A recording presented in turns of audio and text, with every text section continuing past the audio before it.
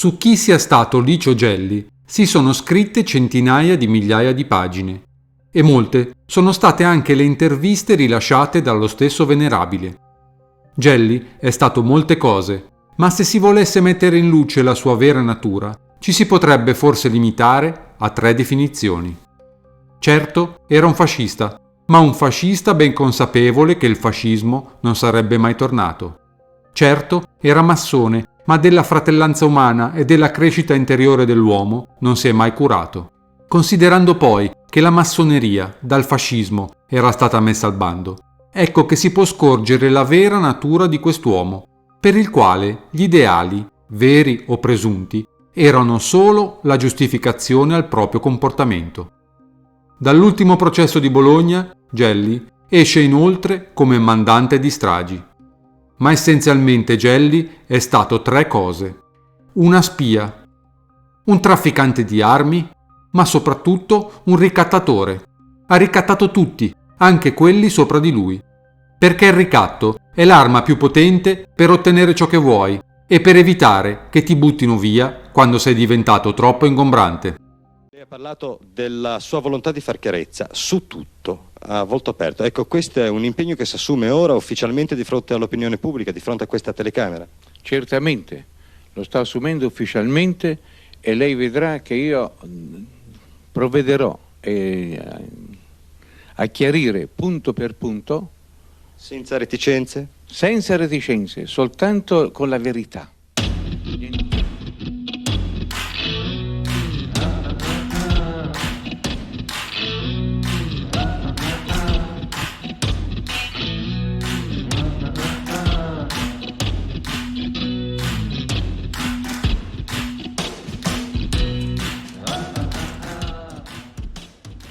Licio Gelli nasce il 21 aprile 1919 in via Gora, a Barbatole, a pochi chilometri da Pistoia.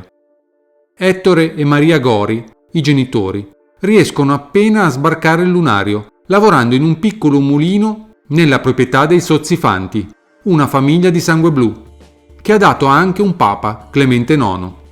È un periodo in cui le campagne toscane sono ancora dominate dalla mezzadria e dalle case coloniche, e il giovane Gelli cresce aiutando ma senza interesse i genitori e frequentando l'istituto tecnico. Si arruola nel 735° battaglione delle Camicie Nere. Ha 18 anni e parte con il corpo Truppe Volontarie per la guerra civile spagnola, a supporto dei nazionalisti di Franco. E durante la guerra perde l'amato fratello maggiore Raffaello, ucciso dai comunisti. Questa morte, secondo Michele Sindona, è stato l'inizio dell'ossessione anticomunista di Gelli, che andava ben oltre la lotta politica. Era vendetta personale. Tornato in Italia nel 1939, per i meriti spagnoli viene assunto come dattilografo dalla Federazione Fascista di Pistoia. Pubblica un libro di invettive contro la tirannide rossa chiamato Fuoco. Il libro raccoglie alcuni articoli a puntate che ha pubblicato sul settimanale della Federazione Fascista di Pistoia, il Ferruccio. Gelli però è scarso in italiano e si fa scrivere il tutto dal ragionier Cavaciocchi da Pescia.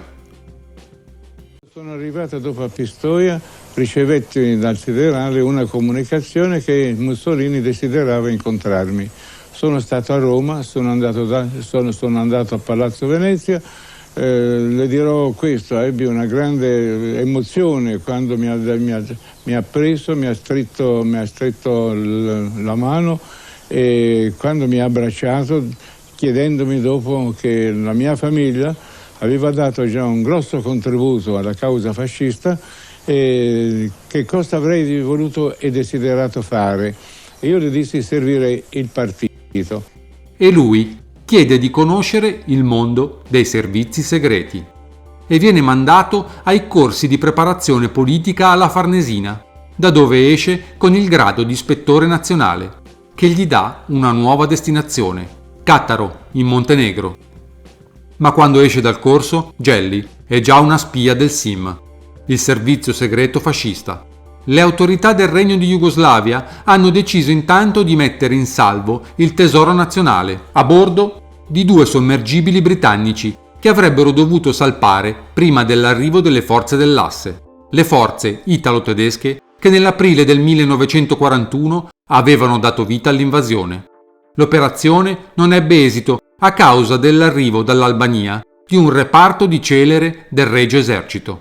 Gli italiani sequestrano parecchie decine di tonnellate d'oro, 60 per l'esattezza, oltre a 2 tonnellate di monete antiche, 6 miliardi di dollari e 2 milioni di sterline. Comincia allora, tra nazisti e fascisti, una grande partita di mosca cieca, perché la Wehrmacht subodora il bottino ed avanza le sue pretese, tanto più che ha sostenuto la maggior parte del peso dello sforzo bellico. Ma gli italiani spiegano ai tedeschi di essere arrivati troppo tardi e che le casse della Banca di Jugoslavia, con il tesoro di Re Pietro II, erano sfortunatamente partite per il Cairo, a bordo dei sommergibili britannici. Ora però rimane il problema di come portare quel tesoro in Italia. Il compito viene affidato al responsabile di partito in Montenegro e da quest'ultimo al prefetto di Cattaro, Luigi Alzona, già federale di Pistoia, che gira il compito al piccolo gerarca Licio Gelli. E qui Gelli ha la prima occasione da protagonista della sua vita e non se la fa sfuggire. Fa caricare il tesoro su di un treno e lo nasconde sotto le traversine di legno di un vagone su cui sono caricati soldati colpiti da malattie infettive come il tifo. L'escamotage riesce, ma all'arrivo mancano 20 tonnellate di lingotti, probabilmente trattenuti da Gelli ed inviati in Argentina. Tornato a Pistoia, nel 1943 aderisce alla Repubblica di Salò, ma ben presto capisce che la guerra è persa e si arruola nelle SS naziste. Agli amici di paese dice di fare il semplice traduttore, ma di tedesco non sa una parola. Nel luglio 1944, Licio Gelli, in divisa da ufficiale germanico delle SS, si presenta alla casa di cura Villa Sbertoli, che era stata dalle SS adibita a prigione, ed insieme a 2 veri partigiani ordina ai carcerieri di liberare i prigionieri. Si acquista così la fiducia dei vari comandanti delle formazioni partigiane. Ma il Gelli, la sera, con perfetto cinismo, si porta al comando tedesco e indica al comandante nazista i nomi di coloro che hanno partecipato all'azione. Il clima per lui diventa pesantissimo e decide di rifugiarsi in Sardegna. Il 12 gennaio del 1945 il capo del CNL di Pistoia, il comunista Italo Carobbi, gli fornisce un lasciapassare e una scorta armata fino a Roma. Da qui Gelli parte per Napoli, da dove si imbarca per Cagliari. Non è che io ebbi tempo allora di sapere bene chi fosse questo Licio Gelli, era uno che faceva tutto lui, cioè c'era autonominato, veramente ufficiale di collegamento, collegava tutti, collegava il prefetto con la Croce Rossa, i vigili del fuoco con l'arcivescovo, con la federazione, con quelli che procuravano i viveri e trovava tutto. Insomma, quando c'era bisogno di qualche cosa andavamo da Licio Gelli, lui procurava benzina, bombe a mano, materassi, scarpe. Una volta arrivò, mi ricordo, a Pistoia con 5.000 paia di scarpe. Io non so mai dove li abbia trovati questi 5.000 paia di scarpe, fatto sta che li distribuì e siccome io e i miei eravamo tutti senza scarpe perché avevamo perso la casa, tutti i vestiti, tutto i nostri beni in Sicilia, venivamo dalla Sicilia, e mi diede un paio di scarpe, cioè io gli sono debitore di un paio di scarpe, ecco, e questo è Licio Gelli. Poi ci tradì. Ecco, qualche mese dopo, nella primavera del 44, io ero già andato volontario nella 10ª, tornai a Pistoia per portare al nord i miei, e fu allora che seppi che Gelli ci aveva tradito, perché io ero andato a cercarlo perché avevo bisogno di 20 litri di benzina. Attualmente avevo pensato a Gelli, avevo bisogno di 20 litri di benzina, e mi dissero urlando: ci ha tradito, è passato con i partigiani, chiunque lo veda lo ammazzi. Nessuno lo incontrò, nessuno lo vide, nessuno lo ammazzò, e così Gelli è diventato quello che è diventato. A fine gennaio, Gelli è alla Maddalena con la moglie Wanda Vannucci, sposata il 6 dicembre 1944. Pensa di essere finalmente al sicuro e qui mette su un lucroso commercio. Si accorge infatti che in Sardegna manca un po' di tutto, anche il filo per cucire e gli aghi. Si fa così spedire partite di filo di cotone da un suo amico di Lucca e lo vende in rocchetti da 50 metri. Viaggia per tutto il nord Sardegna e si spinge fino alla Barbagia. E sempre alla Maddalena entra in contatto per la prima volta con la massoneria. Diventa infatti amico dell'avvocato Marchetti, affiliato alla loggia Giuseppe Garibaldi. Ma Gelli compie un passo falso, chiede una licenza di commercio per regolarizzare la propria posizione e i carabinieri della Maddalena trasmettono una richiesta di informazioni alla questura di Pistoia.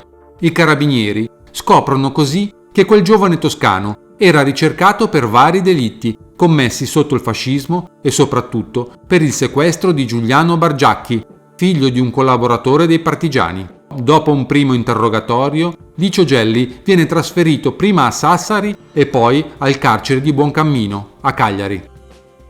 È qui che nasce il Gelli delle trame e dei rapporti con ambienti oscuri. In cella chiede di incontrare gli uomini del SIM, perché, dice, ho notizie riservate di grande importanza. Fornisce agli agenti segreti una lista di 56 nomi di collaborazionisti della Repubblica Sociale e dei nazisti, redigendo una scheda dettagliata per ognuno di loro. E in carcere viene contattato anche da uomini dell'OSS di James Jesus Angleton. Ha contatti con il Partito Comunista locale, si iscrive alla DC, al Partito Monarchico e al Movimento Sociale. Diventa portaborse di un parlamentare della Democrazia Cristiana, Romolo 10-2. I suoi contatti iniziano ad ampliarsi. Dai servizi si passa alla politica, fino al Vaticano. Di lì a poco diventa direttore di una fabbrica di materassi, la Permaflex, alla cui inaugurazione è presente il cardinale Ottaviani e Giulio Andreotti. Ha firmato i documenti che, incorporati nella prima pietra, costituiscono l'atto di nascita di un nuovo stabilimento industriale. Lo stabilimento sorgerà a Frosinone.